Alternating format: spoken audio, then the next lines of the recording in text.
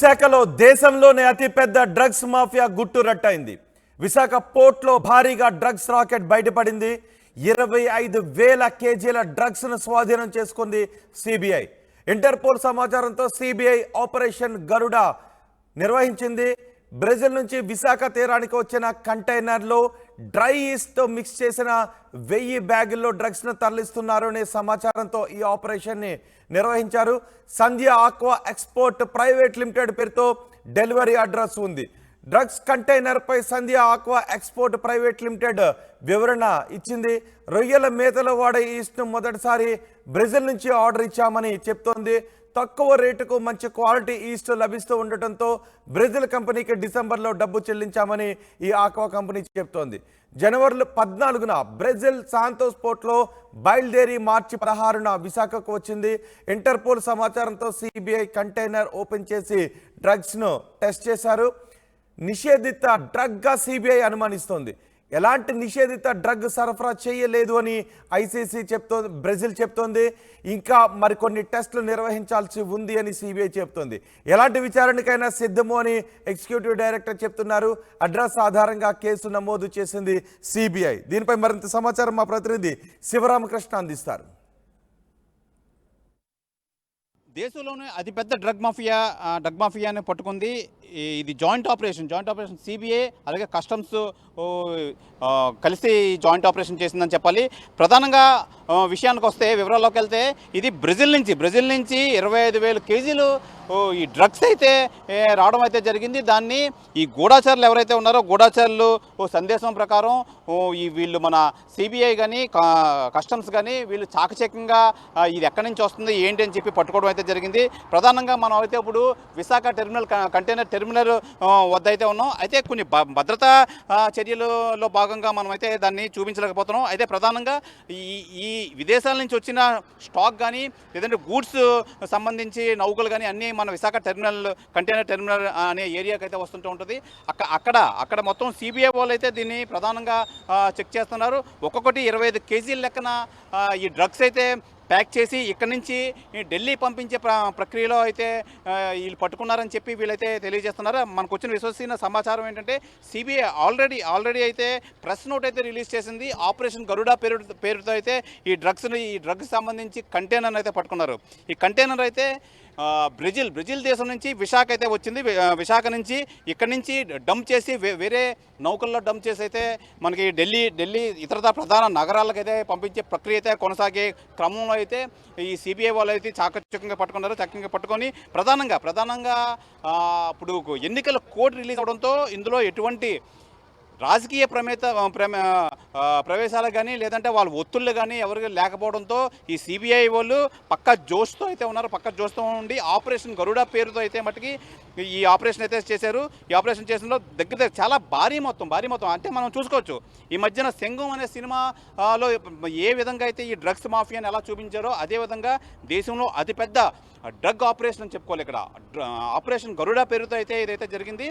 25,000 కేజీలు అంటే మామూలుగా కాదు. నిజంగా అవన్నీ ఇప్పుడు సిబిఐ వాళ్ళు అయితే తనిఖీలు చేసి దాని ఎస్టిమేషన్ అయితే వేస్తున్నారు. ఇదంతా ప్రక్రియ అవ్వాలంటే తెల్లవారైతే అవుతుందని చెప్పి మనకైతే తెలియజేశారు. అయితే ఈ నేపథ్యంలో అయితే ఒక్కొక్క 25 కేజీలు బ్యాగ్ కింద సాగ్రిగేట్ చేసి దీన్ని డంప్ చేసి వేరే ప్రధాన నగరాలకైతే తీసుకెళ్లే ప్రక్రియ అయితే జరుగుతుందని చెప్పి మనకి ఈ సిబిఐ ఒక ప్రెస్ నోట్ అయితే రిలీజ్ చేసింది. ఆపరేషన్ గరుడ పేరుడు అయితే చేసింది. నిజంగా ఈ బ్రెజిల్ అయితే అక్కడ నుంచి బ్రెజిల్ నుంచి ఈరోజు సాయంత్రం అయితే విశాఖ వచ్చింది. విశాఖ నుంచి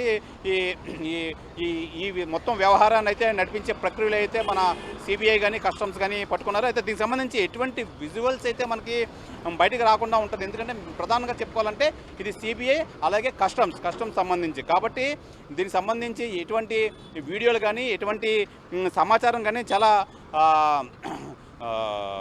ఈ ప్రక్రియ అంతా చాలా దీనిగా చేస్తుంటూ ఉంటారు. ఎందుకంటే ఇది దేశ రక్షణకు సంబంధించి విషయం కాబట్టి దీన్ని అయితే ఇదంతా చాలా నిర్మానుష్యంగా ఉంటుంది. నిర్మానుష్యంగా ఉన్న ప్రదేశంలో అయితే దీన్ని అయితే మొత్తం అంతా చెక్ చేస్తారు. ఈ విశాఖ కంటైనర్ టెర్మినల్ ఏదైతే ఉందో అందులో మొత్తం విదేశాలకు సంబంధించి ఈ గూడ్స్ కానీ అదే రా మెటీరియల్ కానీ మొత్తం అంతా ఇక్కడి నుంచే డంప్ అవుతూ ఉంటుంది.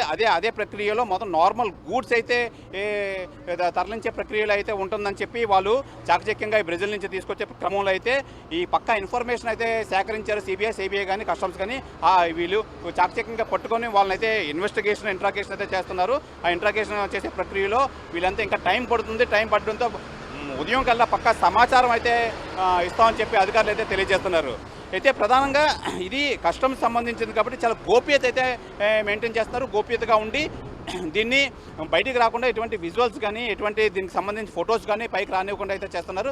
దీనికి సంబంధించి ఈ సిబిఐ ఆల్రెడీ మీడియాకి అయితే ప్రెస్ నోట్ అయితే రిలీజ్ అయితే జరిగింది. ఢిల్లీ నుంచి అయితే ప్రెస్ నోట్ అయితే రిలీజ్ చేయడం జరిగింది. అందులో మొత్తం అంతా ఈ ఆపరేషన్ గరుడ ఏ విధంగా ఎక్కడి నుంచి వచ్చింది, మొత్తం ఎన్ని కేజీస్ దీనికి సంబంధించింది, ఏ కంట్రీ నుంచి వచ్చిందని చెప్పి మొత్తం విశదీకరించి ప్రెస్ నోట్ అయితే రిలీజ్ చేయడం జరిగింది. ఈ నేపథ్యంలో అయితే ఇంకా దీనికి సంబంధించి చర్యలు చేపడుతున్నారు.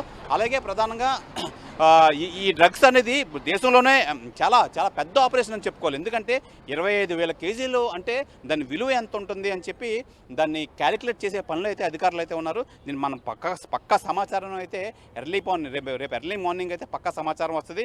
అంతవరకు మేము ఏ విషయాలు బహిర్గతం చేయలేమని చెప్పి ఇక్కడైతే కస్టమ్స్ అధికారులు కానీ లోకల్ పోలీసులు గారు అయితే తెలియజేస్తున్నారు. ఇది ఈ ఆపరేషన్ గరుడ సంబంధించి పూర్తి వివరాలు. కెమెరామెన్ అజయ్తో శివరామకృష్ణ, ఆర్టీవీ, విశాఖ. నా పేరు హరి అండి. నేను సంధ్య అగ్రో ఎక్స్పోర్ట్స్లో ఎగ్జిక్యూటివ్ డైరెక్టర్గా పనిచేస్తున్నానండి. మేము ఈ సంవత్సరం ఫిబ్రవరిలో నేను ఎగ్జిక్యూటివ్ డైరెక్టర్. ఈ సంవత్సరం ఫిబ్రవరిలో కొత్తగా ఫీడ్ ప్లాంట్ స్టార్ట్ చేసామండి. దానికి మనం రకరకాల రా మెటీరియల్స్ వాడతామండి. మైదా లాంటిది, సోయా లాంటిది, ఫిష్ మీల్ లాంటిది, ఇలా ఒక 10-15 వెరైటీస్ ఆఫ్ రా మెటీరియల్ వాడతాం. సో దాంట్లో ఈస్ట్ అనేది ఒకటండి. మనం ఈస్ట్ జనరల్గా ఇండియాలో కూడా కొన్ని కంపెనీలు ఇంపోర్ట్ చేసి అమ్ముతుంటాయండి. దానికంటే ఈ బ్రెజిల్లో దొరికే ఐసీసీ కంపెనీ ఈస్ట్ క్వాలిటీ బాగుంటుందని చెప్పి కొంతమంది న్యూట్రిషనిస్టులు కానివ్వండి, లేకపోతే మనకు తెలిసిన ఇండస్ట్రీలో ఉన్న వాళ్ళు సజెస్ట్ చేస్తే ఈ కంపెనీని అప్రోచ్ అయ్యి వాళ్ళతో మెయిల్ కమ్యూనికేషను, వాట్సాప్ కమ్యూనికేషన్ చేసి మనం ఆర్డర్ ప్లేస్ చేసి అది తెప్పించామండి. కాకపోతే అది దాంట్లో ఏముందో ఏంటిదో అనేది మనకు తెలియదండి. మనం ఫస్ట్ టైము తెప్పించాం. మొన్న 19వ తారీఖు వచ్చింది. అది వచ్చిన తర్వాత దాంట్లో ఏదో సస్పీషియస్గా ఏదో ప్రొడక్ట్ ఉందని చెప్పి మనకి ఆ రోజు 19th మార్నింగ్ ఇన్ఫర్మేషన్ వచ్చిందండి. మేము వెళ్ళి అక్కడ అటెండ్ అయ్యాము. అక్కడ సిబిఐ వాళ్ళు వచ్చి వాళ్ళు టెస్ట్ చేసుకున్నారండి. దాంట్లో వాళ్ళ ప్రిలిమినరీ టెస్ట్లో అది సస్పీషియస్ కనిపిస్తుందని వాళ్ళు అన్నారు. సో దాన్ని రెండో రోజు కూడా మళ్ళీ టెస్ట్ చేశారు. రెండో రోజు కూడా సస్పీషియస్గానే ఉందని చెప్పి దాన్ని ఫైనల్గా ల్యాబ్ టెస్ట్కి పంపుతాను అన్నారు. సో ఇది ఏదనేది డిక్లేర్ అనేది ల్యాబ్లో కానీ మనకు తెలియదని చెప్పారండి వాళ్ళు. సో రేపు ల్యాబ్ కోసం శాంప్లింగ్ రేపు జరుగుతుందండి. దాంట్లో అది ల్యాబ్కి వెళ్ళిన తర్వాత ఒక 1 వీక్ 10 డేస్లోనూ అది రిజల్ట్ వస్తుంది. దాన్ని బట్టి కానీ మనం అసలు దాంట్లో ఏముంది ఏంటనేది ఎవరికి తెలియదు. మనకి సప్లై చేసిన వాళ్ళు కాంటాక్ట్లో ఉన్నారు. వాళ్ళు మన అథారిటీస్ అందరితో మాట్లాడుతున్నారు. వాళ్ళకి ఎప్పుడు ప్రపంచంలో ఇలాంటి జరగలేదని చెప్తున్నారు వాళ్ళు. ఇన్ఫర్మేషన్ అంతా మనం అందరికీ గవర్నమెంట్ డిపార్ట్మెంట్స్ అందరికీ షేర్ చేసాం. మనమైతే వెయిట్ చేస్తున్నాడు సార్. దాంట్లో ఏముందో మనకి తెలియదు. మనమైతే అలాంటిది ఏది మా కంపెనీ మేము కానీ ఎప్పుడు చేయలేదు. అలాంటిది దాంట్లో ఏముందనేది మనకి తెలియదండి. అది గవర్నమెంటే దాన్ని చేసి చెప్తారండి మనకి. ప్లస్ ఈ ప్రోడక్ట్ ఆల్రెడీ ఇంతకుముందు నుంచి 3-4 years నుంచి వివిధ కంపెనీల వాళ్ళు కూడా తెప్పిస్తున్నారు. అంటే అంత కాన్ఫిడెన్స్ మీరు చెప్తున్నా కానీ ఈ ఎఫ్ఐఆర్ లో వాళ్ళు సిబిఐ అదే అండి మాకు అదే తెలియదండి. అదే ఏంటిది అనేది. అంటే అది రేపు టెస్ట్ అయితే కానీ మనకి అర్థం కాదు. ఐసీసీ బ్రెజిల్ అండి. మీ ఎక్స్పోర్ట్ చేసినటువంటి కంపెనీ రెండు ఒకటేనా లేదా వేరే వాళ్ళు ఎవరైనా ఏజెన్సీ మారిందంట? ఎక్స్పోర్ట్ కాదు, మేము ఇంపోర్ట్. మా ఫీడ్ ఫ్యాక్టరీకి ఇంపోర్ట్ చేశారు. అక్కడ వాడు ఎక్స్పోర్ట్ చేయడానికి వేరే లేదండి, వాళ్ళే పంపించారు. కంపెనీ వాడే డైరెక్ట్ గా పంపించారు. ఆ కంపెనీ సేల్స్ మేనేజర్ తో నేను మాట్లాడుతున్నాను. మీరు వెబ్సైట్ లో చూస్తే ఆమె పేరు ఇసబెల్లా అని ఉంటుంది. ఆమెతోనే నేను మాట్లాడుతున్నాను. మెటీరియల్ పే చేసింది డ్రైడ్ ఈస్ట్ కి. మన ప్రొఫార్మా ఇన్వాయిస్ కానివ్వండి, పీఓలు కానివ్వండి, అన్ని దానికే ఉంటాయండి. 16th అండి. 16th ఇచ్చాను sir. 21st January 14th sorry.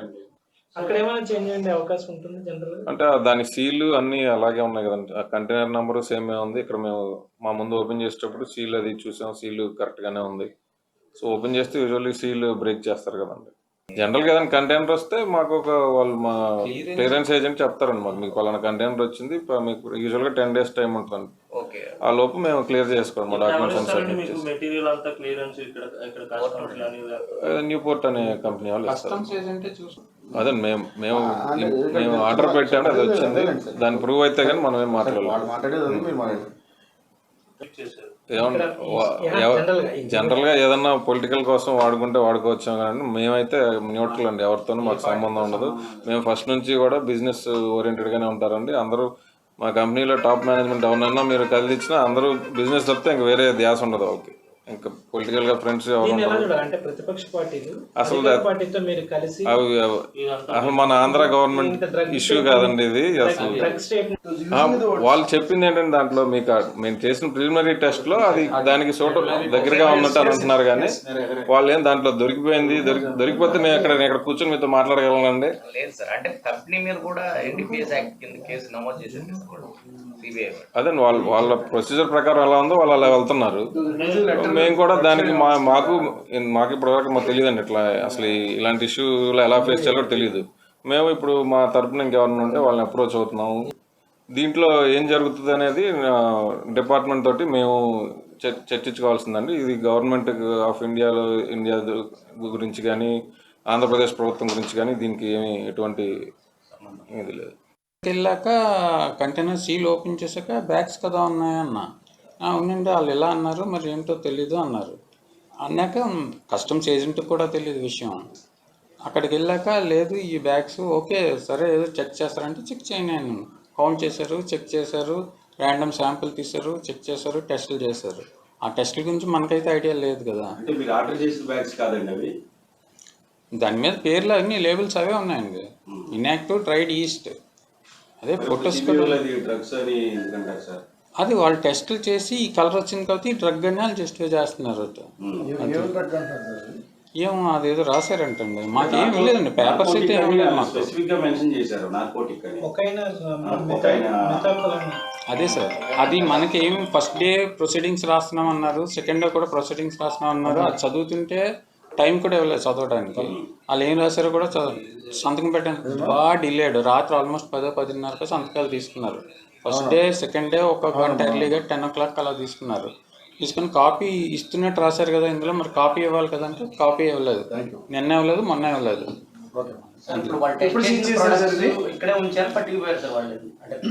పోర్ట్లోనే ఉందండి, పోర్ట్లోనే సీల్ చేశారండి. మొన్న నిన్న. కంపెనీ ఎప్పుడు 2005 అండి. 1 month కిందట అది ఫీడ్ ప్లాంట్ కొత్తగా స్టార్ట్ చేసామండి.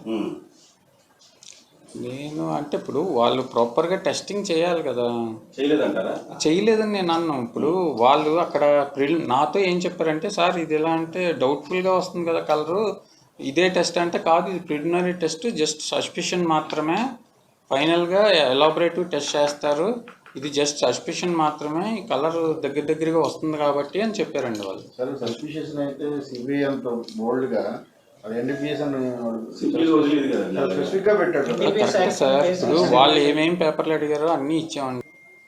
సో వాళ్ళు కస్టమ్స్ డేటాలో వెరిఫై చేయొచ్చు, ఈ సప్లైర్ ఇంతకుముందు ఎవరికైనా ఇచ్చారా లేదా వాళ్ళు చెక్ చేయాలి, అది మాకు యాక్సెస్. అంతకుముందు వాళ్ళకి వచ్చి ఉంటారు కదా మీకు? ఎవరు సార్? ఎవరి దగ్గర నుంచి తెరపిస్తున్నారా ఇది సార్? ఎవరు ఇప్పుడు వేరే టెక్నీషియన్స్ వేరే చోట పనిచేసి వస్తారండి, వాళ్ళని చెప్పొచ్చు కో ఎక్స్పర్టర్స్తో డిస్కస్ చేసి మీరు ఏం వాడుతున్నారని చెప్తే అది తెప్పించారు హరి గారు. ఎందుకంటే హరి గారే కాంటాక్ట్ చేశారు సప్లై. 6 రోజులు జర్నీలో ఉంది, మాకు ఇక్కడికి వచ్చే వరకు కూడా మాకు అనుమానం లేదు. వాళ్ళు ఓపెన్ చేశాక వాళ్ళు చెప్పారు ఇందులో సస్పిషియస్ ప్రోడక్ట్ ఉంది అని. సార్ ఎప్పుడైనా అంటే మీరు విదేశాల్లో ఆర్డర్ చేస్తున్నప్పుడు ఆ కంటైనర్ ఎన్ని రోజుల్లో వస్తుందనే ఐడియా మీకు ఉంటుంది కదా? అంటే ఇప్పుడు ప్రజెంట్ రెడ్ సీ ఇష్యూ ఉంది కదండి లాజిస్టిక్స్లో, అందుకని అన్ని కంటైనర్ ఇటు నుంచి మా వెళ్ళే ఎక్స్పోర్ట్ కంటైనర్లు డిలే అవుతున్నాయి, అటు నుంచి వచ్చేవి కూడా డిలే అవుతున్నాయి. పర్టికులర్గా డ్రై కంటైనర్ అంటే మా ప్రోడక్ట్ ఎక్స్పోర్ట్ అయ్యేది రీఫర్ కంటైనర్లో. రీఫర్ కంటైనర్లో అయితే కొంచెం ప్రయారిటీ ఉంటుంది. డ్రై కంటైనర్ అంటే ఏదైనా మిషనరీ ఏదైనా అంటే రిఫ్రిజిరేషన్ అక్కర్లేనివి అయితే బాగా డిలే అవుతున్నాయి ఇప్పుడున్న ఇష్యూస్లో. ఇప్పుడు రెడ్ సీ రూట్ వాడట్లేదు, చుట్టూ తిరిగి వెళ్తున్నారు, దానివల్ల బాగా డిలే అవుతున్నాయి. ఆయన హరిగారు అడుగుతున్నారు కంటైనర్ వచ్చిందా అంటే లేదండి నెక్స్ట్ వీక్ వస్తుంది అంటున్నారు లైనరు అని చెప్తా ఉన్నాం. అది హరిగారిని కూడా వాళ్ళు ఎంక్వైరీ చేశారండి. హరిగారిని కూడా అంటే హరిగారిని పిలమన్నారు చేశారండి మీ కంపెనీ నుంచి. హరిగారు నేనండి, నాకు ఫస్ట్ టైం నేను డాక్యుమెంటేషన్ డీల్ చేస్తానండి. ఆ డాక్యుమెంటేషన్లో ఏమైనా డిస్క్రిపెన్సీ ఉందా అని పిలిచారని వెళ్ళాను నేను. అంటే అందులో అక్కడికి వెళ్ళాక ఏంటంటే వాళ్ళు రెడ్ శాండిల్ అంటున్నారు, మనం డ్రైడ్ ఈస్ట్ కదా తెప్పించామని మా ఏజెంట్ చెప్పాడు, న్యూపోర్ట్ షిప్పింగ్. సరే ఓపెన్ చేయండి, మనం ఆర్డర్ చేసింది అది సీల్ అదే ఉంది. ఓపెన్ చేశాక బ్యాగ్స్ ఉన్నాయి. ఇదేంటి బ్యాగ్స్ ఉన్నాయి కదా రెడ్ శాండిల్ అన్నాను. సర్లేండి ఒక టెన్షన్ పోయిందని వాళ్ళు చెక్ చేసుకుంటారు కదా అనుకుంటే లేదు, ఆ బ్యాగ్స్ చెక్ చేయడానికి వచ్చారన్నది తర్వాత తెలిసింది మనకి. ఈ న్యూపోర్ట్ షిప్పింగ్ కంపెనీకి సంజయ్ మెరీనాకి ఎంతకాలం నుంచి పరిచయం? వాళ్ళు ఆల్మోస్ట్ ఒక మేము కంపెనీ పెట్టిన దగ్గర నుంచి మా ఇంపోర్ట్స్ అన్ని వాళ్ళే క్లియర్ చేస్తారు. 2005 2006 ఆ టైం నుంచి కూడా. సో న్యూపోర్ట్ షిప్పింగ్ కంపెనీకి కొంత సమాచారం ఉండే అవకాశం ఉంది. అది అంటే దేని గురించి సమాచారం అంటే ఈ రాకపోకలకు సంబంధించి కావచ్చు, లేకపోతే అంటే వాళ్ళు మానిటర్ చేస్తారు కదా, వెసల్ ఎప్పుడు వస్తుంది, కంటైనర్ ఎప్పుడు వస్తుంది, అది వాళ్ళే మానిటర్ చేస్తారు. షిప్పింగ్ కంపెనీ అనేది మీ ఏజెంట్, కస్టమ్స్ ఏజెంట్, ఏ ఎక్స్పోర్టర్ అయినా ఇంపోర్టర్ అయినా కస్టమ్స్ ఏజెంట్ త్రూనే వెళ్తారండి. జర్నల్ ఎయిర్పోర్ట్ జర్నీలో ఐడియా లేదండి. హ్యాంబర్గ్ ఉంటుందండి, మ్యాక్సిమం హ్యాంబర్గ్. ఇప్పుడు ఉందా జర్నీలో అయింది. ఎన్ని రోజులు యాక్చువల్లీ ఎంత టైం పట్టాలి, ఎంత టైం డిలే అయింది? నార్మల్గా బ్రెజిల్ నుంచి అంటే 50 days పడుతుందండి. కన్సర్న్ ఏజెంట్ ఇది January 14th బయలుదేరింది బిఎల్ ప్రకారం. సార్ సిబిఐ చెప్పింది నార్కోటిక్స్ అని చెప్పారు, ఇప్పుడు మీరేమో ఓన్లీ ఫీడ్ అంటున్నారు. కాదండి, నార్కోటిక్స్ మేము ఆర్డర్ చేయలేదు కదా, మేము ఆర్డర్ చేసింది అన్యాక్టివ్ డ్రైడ్ ఈస్ట్ మాత్రమే ఆర్డర్ చేసామండి.